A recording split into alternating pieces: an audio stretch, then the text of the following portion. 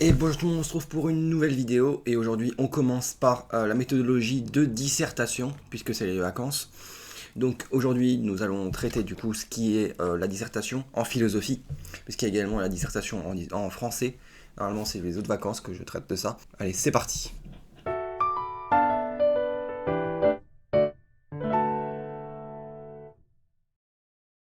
Donc tout d'abord, pour introduire cette vidéo, je souhaite préciser qu'il n'y a pas exactement de méthodologie prédéfinie, donc ça sert à rien d'appliquer cela à la lettre, hein. Il ne s'agit que de conseils. Vous pouvez avoir le jour du bac une très bonne note sans avoir cette méthodologie, ou avoir une très mauvaise note parce que vous appliquez trop cette méthodologie. Vous voyez ce que je veux dire?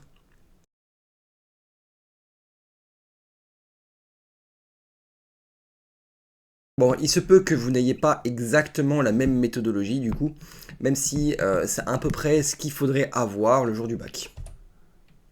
Donc le jour du bac, comme vous voyez sur ces deux sujets, sur ces trois sujets-là, donc vous avez le sujet 1 de dissertation, le sujet 2 de dissertation et un sujet 3 de commentaire de texte. Le commentaire de texte, on le traitera plus tard dans une autre vidéo. Donc l'épreuve dure 4 heures. Bon, ça, je tiens à vous le préciser. Le jour du bac, évidemment, il y en a certains. Je pense que normalement vous êtes prévenus, mais il y en a certains qui prennent les trois. Non, faut pas prendre les trois, faut prendre un seul, hein. Faites gaffe à ça.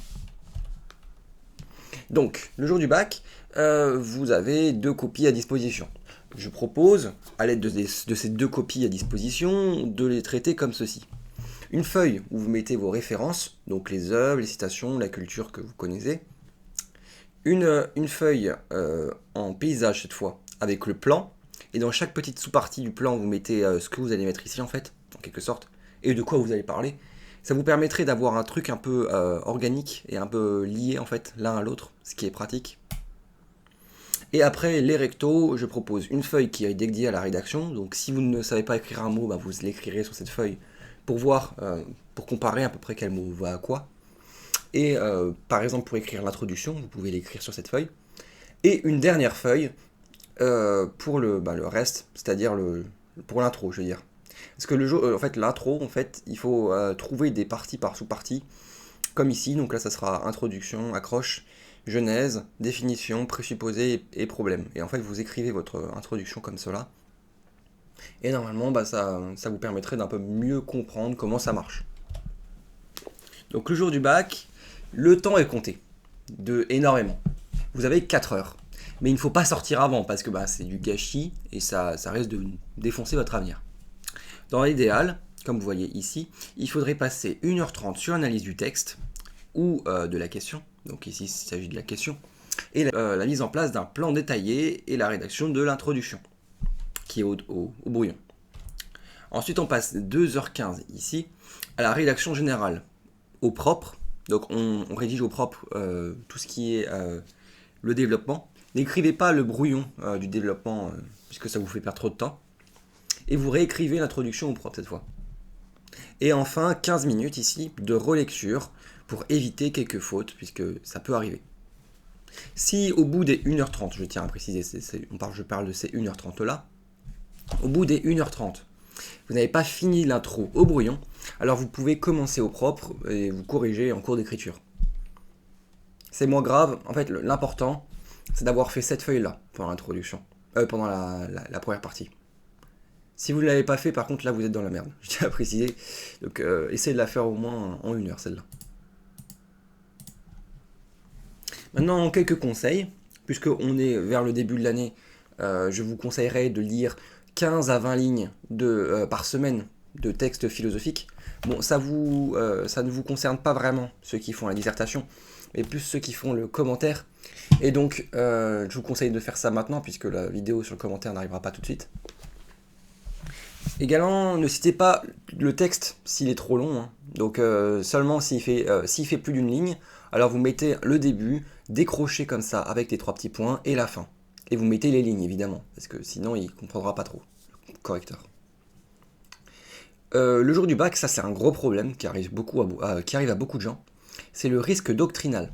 En fait, quand vous dites oui d'après Freud par exemple, au début de votre commentaire, vous risquez de dire tout ce que vous pensez au travers de la pensée de Freud finalement. Et c'est pas vous qui pensez, c'est Freud. Sauf que, en fait, Le correcteur, lui, il veut pas voir la réflexion de Freud, il veut voir la réflexion de vous. Vous voyez ce que je veux dire? Donc il faut éviter de parler à travers du coup la vision de l'œuvre. Essayez de donner une idée avant l'idée de l'œuvre. Ensuite, ne posez pas les questions sans y répondre, puisque ça énerve énormément le correcteur. Et essayez de planifier le questionnement, c'est-à-dire de faire un truc un peu organique, puisque sinon, ça sera problématique sur le long terme. Attention aussi à ne pas répondre à la partie précédente, puisque sinon la partie des précédentes n'aura plus aucun intérêt, et finalement, pourquoi l'avoir fait? Et enfin, un dernier petit conseil, il ne faut pas utiliser le je dans votre copie, mais plutôt le nous. Le plus gros de tous des conseils, c'est qu'il ne faut pas que faut que la copie soit construite de manière intelligente. En fait, ce que je vais vous proposer là, c'est un menu. Sauf qu'il faut créer votre propre menu, faire un propre repas, et pas faire un truc pas fou qui a été donné par moi, par exemple. Donc n'appliquez pas machinalement ce que j'ai écrit. Essayez de comprendre un peu quels sont les principes qu'il faut expliquer dans une introduction, mais il ne faut pas l'appliquer machinalement. De plus, il faut faire preuve de discernement dans ce que vous écrivez. C'est-à-dire que quand on va parler de définition, vous n'allez pas définir « je », sauf si c'est une dissertation sur la conscience, hein, mais sinon, définissez pas tous les mots, vous voyez, vous définissez seulement les plus importants. Ensuite, il ne faut pas également parler des cours. Donc l'année prochaine, je ferai une série sur les cours, hein, mais sur le cours de philosophie, les 17 notions. Il ne faut pas parler que de ça, puisque en réalité, vous voyez à travers le prisme de votre professeur dans ce cas-là. Vous voyez ce que je veux dire? Il ne faut pas citer votre prof, puisque en plus de cela, le cours ne suit pas la même problématique que votre sujet. Pour éviter les pièges du sujet, il faut se mettre à la place d'un élève lambda. Donc ça, c'est pour ceux qui cherchent une très bonne note, c'est-à-dire 14, 15, 16, 17, jusqu'à plus même. Donc pour ça, il faut que le jour du bac, vous cherchez un sujet, vous cherchez votre problématique, et vous dites, qu'est-ce que je ferais si j'étais un élève lambda? Est-ce que je ferais ce plan-là? Et là vous dites, oui, mais c'est trop simple, c'est trop superficiel, ça s'appelle ça un plan fast-food. Donc en fait, il faut oser tout prendre de zéro, et se dire, et si je changeais un peu, pour avoir une meilleure note, et avoir un meilleur plan finalement. Si vous avez des connaissances à placer, vous pourriez les placer dans le développement. N'essayez pas de bourrer vos connaissances dans l'introduction. L'introduction, c'est vraiment normalement très bien écrit et ça ne nécessite pas trop de surcharge de connaissances. Donc le jour du bac, voici comment devrait être composée votre copie. Bon, parfois ça peut être une copie différente, hein, faites gaffe à ça. Donc d'abord vous faites une introduction qui est environ une page. Bon, ça peut aller jusqu'à ici, hein, quasiment 2 pages. Ensuite, vous avez le développement qui fait environ 3 pages, même si des fois ça monte à plus, hein, ça monte jusqu'à là par exemple. Et enfin, vous avez une conclusion de 20 lignes. On attend le jour du bac 5 pages, mais vous pouvez en faire plus si vous voulez. Par contre, attention, la quantité ne signifie pas forcément la qualité. C'est-à-dire que vous pouvez avoir fait 20 pages et avoir 10. Et vous pouvez avoir fait 3 pages et avoir 18 par exemple. Bon, après, si vous faites un peu trop peu, vaut mieux, vous perdrez quand même des points, faites gaffe à ça. C'est pour ça qu'on attend 5 pages. Hein. Essayez pas de citer des citations qui sont très très longues pour gagner de la place, parce que cela en fait embête le correcteur, et finalement ça l'indispose même. Donc évitez de citer tout ce qu'il faut citer jusqu'au bout. Hein.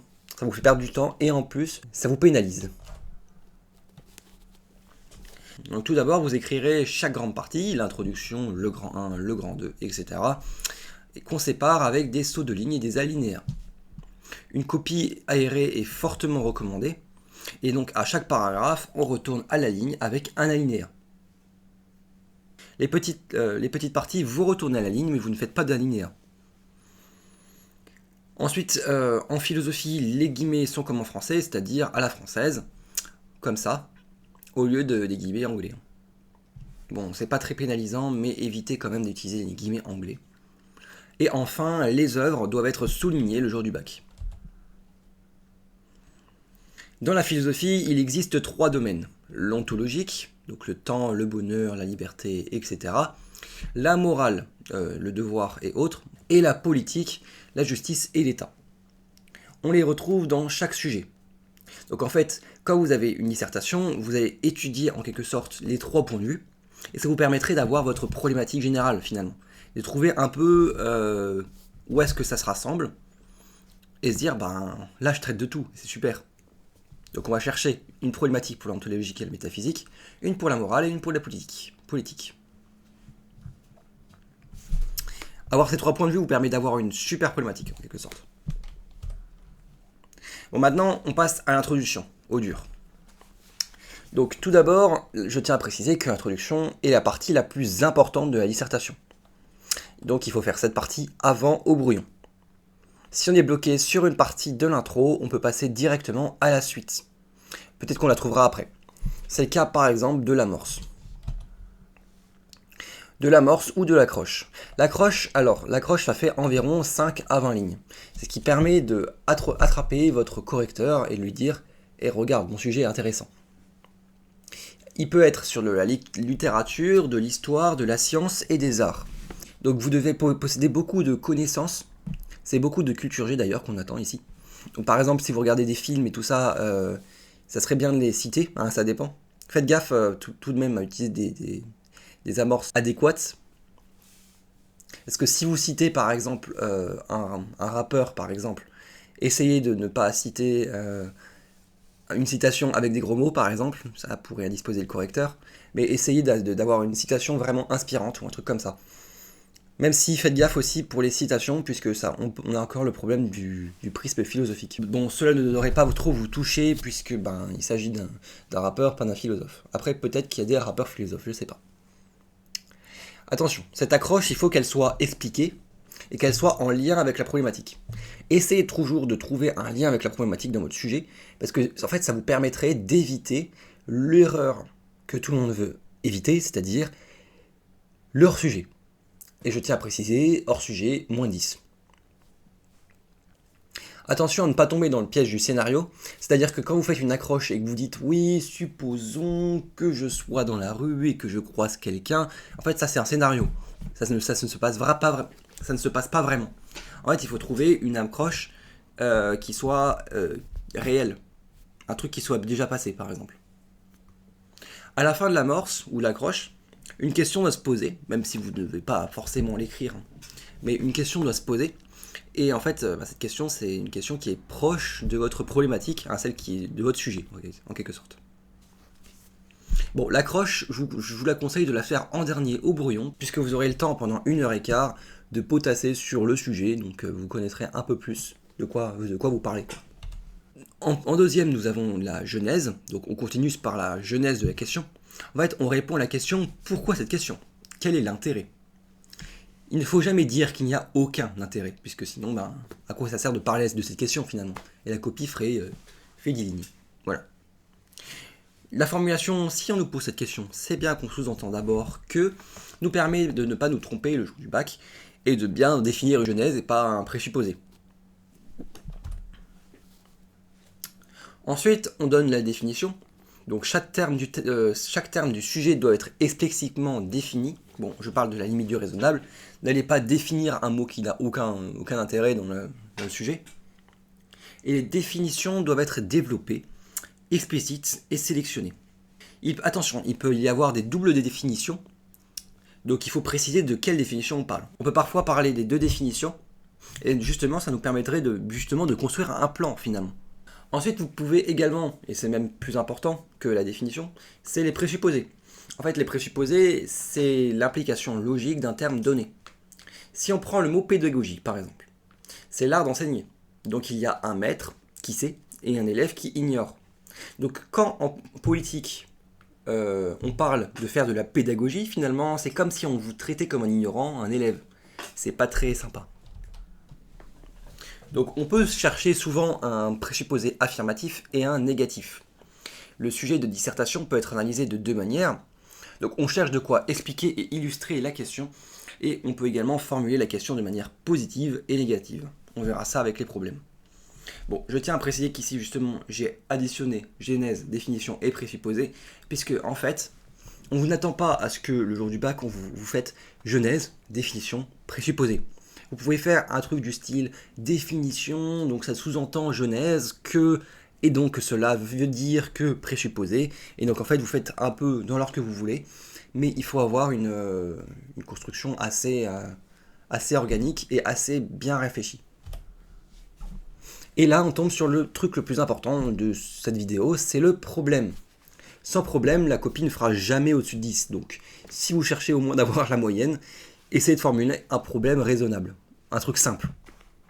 Même s'il est faible, le problème, il vous assure au moins 10. Donc on peut utiliser la genèse, les définitions et les présupposés qui mènent à des obstacles, des contradictions ou des paradoxes. En fait, on va utiliser tout ce qu'on a dit au-dessus dans la partie jaune, là, pour formuler notre problème. Et en fait, le problème, c'est un questionnement. Il existe plusieurs types de problèmes, donc la question simple, c'est la plus classique, du style peut-on accepter la vérité par exemple? C'est une question simple.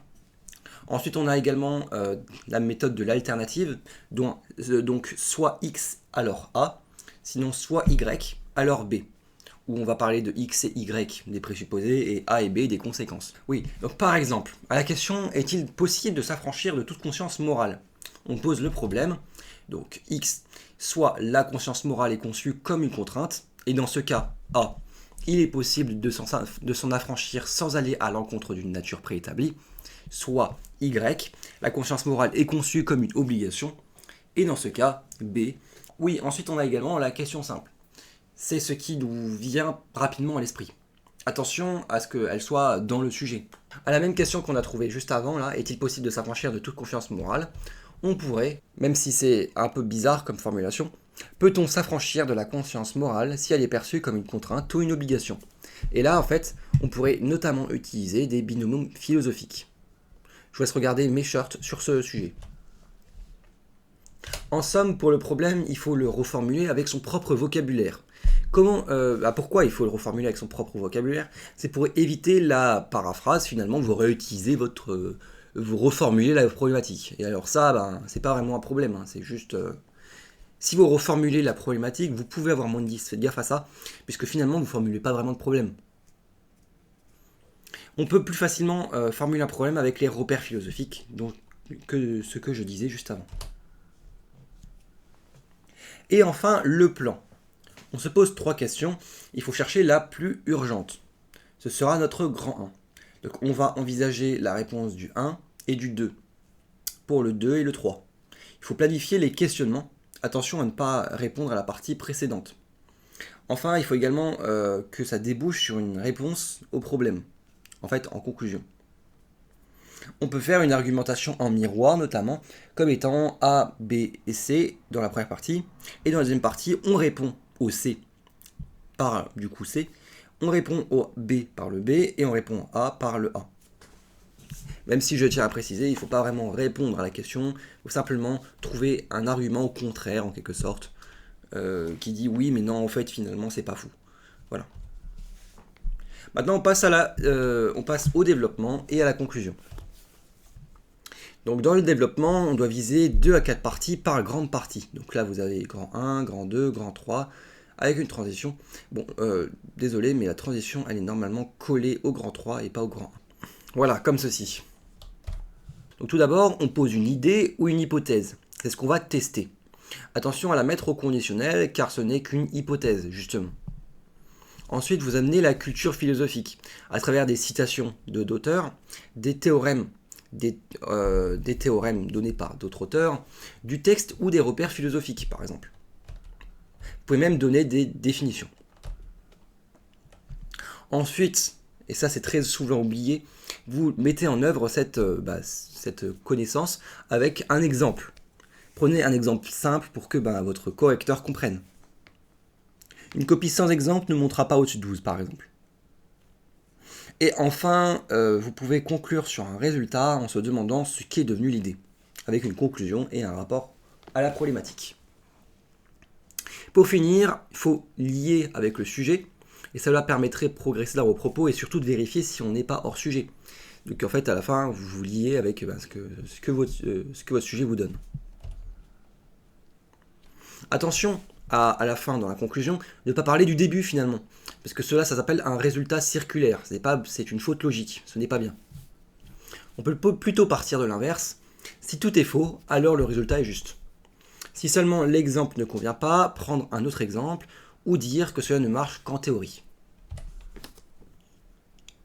Ensuite, la transition. La transition, c'est formulé de 3 parties. La première, c'est la synthèse. Donc, il faut trouver les bons arguments qui répondent le mieux au problème. Puis, il faut se remettre en question avec une limite ou une nuance. Et si on ne trouve rien, on utilise la continuité. Bon, ça, c'est une relation logique. Je n'en ai pas parlé exactement, mais c'est sur mon site. Et enfin, il faut ouvrir une nouvelle piste, donc qui nous permettrait de parler de la troisième partie, ou de la deuxième partie finalement. Ah oui, et pour ouvrir une nouvelle piste par rapport à la partie d'avant, je vous propose une formulation assez simple. Non seulement, et là vous mettez ce que vous avez mis dans la première partie, mais aussi, et là vous mettez votre partie de transition, votre deuxième partie finalement. Voilà. Et enfin, la conclusion. Donc la conclusion, je le rappelle, c'est formé en environ 20 lignes. Il faudrait idéalement dresser d'abord une synthèse, où l'on met ses arguments les plus forts, et on résume ce qu'on dit. Puis enfin, pour formuler sa propre thèse, donc en fait c'est sa réponse assez longue et construite à la question de la problématique qu'on a formulée nous-mêmes. Ensuite, pour simplifier, vous utilisez la conceptualisation. Donc en fait, vous utilisez votre thèse ici et vous la rétractez en une expression ou un mot. Donc par exemple, si c'est une copie sur un état, par exemple, vous pouvez parler d'état policier, par exemple, ce qui transforme du coup l'état en à la fois quelque chose de bien mais quelque chose de mal, conceptualisation, nanana, il se fait respecter mais pas trop, etc. Il impose l'ordre avec de la violence légitime, etc. Donc état policier. Et enfin, vous donnez une fécondité où l'on applique notre thèse à un exemple qui est celui de l'accroche. C'est donc d'autant plus important d'avoir une accroche qui est en rapport avec la problématique, puisque sinon, vous êtes hors sujet. Bon, maintenant, on va passer à quelques exemples d'analyse de sujet. Donc, par exemple, nous avons la question, est-il possible de s'affranchir de toute conscience morale? Donc, si on nous pose cette question, c'est bien qu'on sous-entend d'abord qu'il existe un monde libéré de conscience morale. Mais il existerait des personnes considérées comme immorales, et là, c'est un petit questionnement à méditer, on pourrait en reparler plus tard. Donc on définit plusieurs mots, donc ici on a s'affranchir qui est se libérer de contraintes, et la conscience morale qui est la faculté de juger de nos actions, qui sont bien ou mal. Et enfin on a possible, qui a un double sens philosophique, c'est à la fois la capacité ou la permission. Et là comme je le disais tout à l'heure, ça peut être à la fois la capacité et la permission. Première partie capacité, deuxième partie permission par exemple.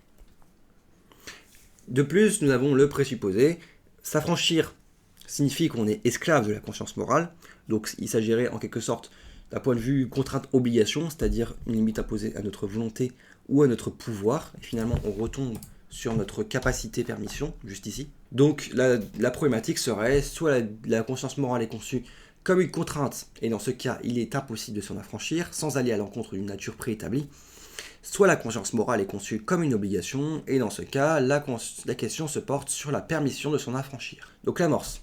On peut par exemple parler du mythe de Sisyphe, qui défie les dieux, de Sartre qui dit que nous sommes condamnés à être libres, même s'il faut faire gaffe justement au problème du prisme philosophique, à la liste de Schindler, le film de Steven Spielberg, qui protège des juifs en les employant, ou encore au livre La ligne verte de François Darabont. Ensuite, deuxième sujet, le travail fait-il violence à notre humanité ? Donc le problème principal ne réside pas uniquement dans violence, qu'on voit ici. D'ailleurs, je tiens à préciser que ce qui est souvent des termes génériques du style travail ou humanité ne doivent pas figurer dans la problématique finalement. C'est un peu plus compliqué que ça. En fait, il ne faut pas que ça soit le sujet principal, votre humanité par exemple. Vous devez en parler, mais c'est du cours en quelque sorte. Donc il ne faut pas que ce soit votre sujet principal. Et donc ici, ça ne réside pas forcément dans violence, mais également dans faire violence, puisqu'on a le verbe ici. Et quand on fait violence, finalement, c'est quand on force quelqu'un. Bon, donc on va définir le mot travail comme étant une transformation de la nature par l'homme, ce qui présuppose une contrainte nécessaire. Le travail est donc inhérent à la condition humaine. Donc quand on parle de faire violence, cela peut signifier porter atteinte à l'intégrité physique ou morale de quelqu'un. Donc faire violence à l'humanité, on porte atteinte à l'intégrité morale, par exemple, de l'humanité. Cette contrainte est donc subie et aliénante. Par contre, on pourrait se dire, oui, faire violence, se faire violence, se faire violence, mais c'est une expression ça, se faire violence. Exactement. Se faire violence, c'est une expression qui pourrait justement faire l'opposé, donc la deuxième thèse, l'antithèse en quelque sorte, c'est du coup une obligation. En fait, on se prive nous-mêmes de manière volontaire. Donc par exemple, je me dis, tu veux du chocolat? Non, je me fais violence. Donc en fait, on se prive de manger du chocolat, alors qu'on pourrait largement manger du chocolat. Donc on a le repère philosophique, contrainte-obligation, dans lequel on pourra formuler notre problème finalement. Enfin, l'humanité peut comprendre 3 dimensions. Morale, donc sa capacité à juger et à agir sur nos valeurs. Espèce, d'un point de vue espèce, c'est-à-dire d'un point de vue biologique, ou encore d'un point de vue ontologique, c'est-à-dire de son essence et de sa liberté. Et donc, il va falloir sélectionner. Donc ici, on parle plutôt de morale et de l'espèce. Et donc, on arrive à la problématique. Le travail est-il une atteinte à notre liberté et notre dignité, ou bien est-il au contraire un moyen par lequel l'homme affirme et accomplit sa propre nature, ou sa nature propre? Et donc, en grand 1, nous pourrions avoir le travail est comme une contrainte, donc un anéantissement de l'humanité. En grand 2, mais c'est néanmoins la réalisation de l'humanité, donc là, contrainte, obligation. Et enfin, 3, il régule les plus faibles et les plus forts. Et donc là, on pourrait par exemple parler de Marx et de Nietzsche. N'hésitez pas à commencer depuis 0 et faire d'autres thèmes comme cela pour formuler vos problèmes. Normalement, vous avez des corrections sur Internet, même si les corrections ne sont pas exactement ce qu'on attend le jour du bac. En fait, on attend votre réflexion à vous. Et donc, la problématisation. Nous allons étudier aujourd'hui 2 problèmes, et donc nous allons les analyser en quelque sorte. Donc, la vie est-elle le théâtre de l'absurde? Donc là, l'énoncé oppose le théâtre, qui est une mise en scène, qui est donc logique avec un sens, à l'absurde, qui est donc l'absence de sens. C'est la définition. On peut donc se demander quel sens donner à l'existence si elle est absurde. Donc là, nous avons 3 points de vue de cette définition, de cette problématique. L'existence humaine a-t-elle un sens objectif? Donc c'est le théâtre. Ou est-elle fondamentalement absurde? Ensuite, d'un point de vue moral, on peut se demander, peut-on encore mener une vie morale et éthique dans un monde qui semble privé de finalité? Et enfin, d'un point de vue politique, la société ou la communauté peuvent-elles créer un sens commun, même si l'existence individuelle semble absurde? De ce problème, nous pouvons donc formuler, on peut se demander quel sens donner à l'existence si elle est absurde. Voilà. Et enfin, deuxième thème analysé, travailler est-ce perdre son temps?